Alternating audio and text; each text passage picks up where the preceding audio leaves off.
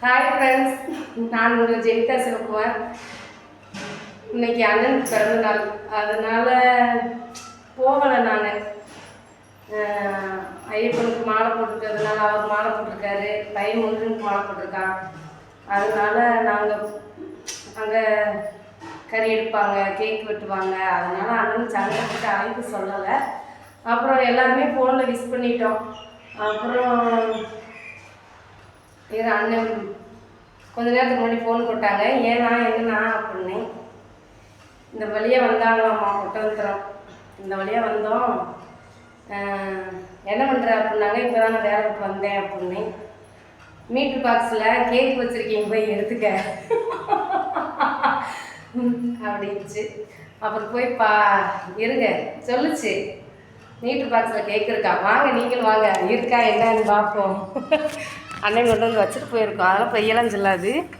வந்தேன், அது வழியாக வந்தேன், மீட்ரு பாக்ஸில் கேக் இருக்கு எடுத்துக்க அப்படின்ச்சு. ரெண்டு பார்ப்போம், பாருங்க.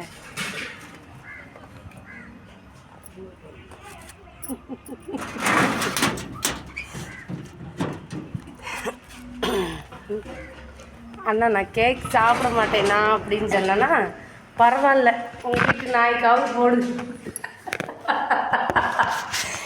அவங்க கடமையா, பரவாயில்ல நாய்க்காவது போடு அப்படின்ச்சு. நான் நாய்க்கெல்லாம் போட மாட்டேங்க ஃப்ரெண்ட்ஸ். என்ன செய்வேன் தெரியுமா, எங்கள் வீட்டுக்கார கோயிலுக்கு போயிட்டு வரைக்கும் நான் என்ன பண்ணுவேன் தெரியுமா, அது கெட்டு போனாலும் பரவாயில்ல, அண்ணன் வாங்கி கொடுத்தது இல்லையா.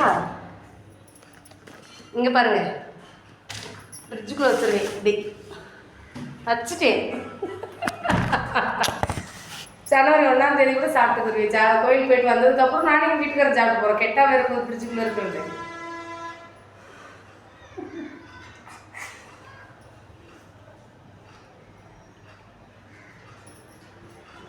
நான் இது வரைக்கும் எதுவும் கேட்டதும் இல்லை அண்ணன்ட்ட. ஆனால் அண்ணனா எதாக இருந்தாலும் செய்யும், நாங்கள் பெருசாக கேட்கவும் மாட்டோம்.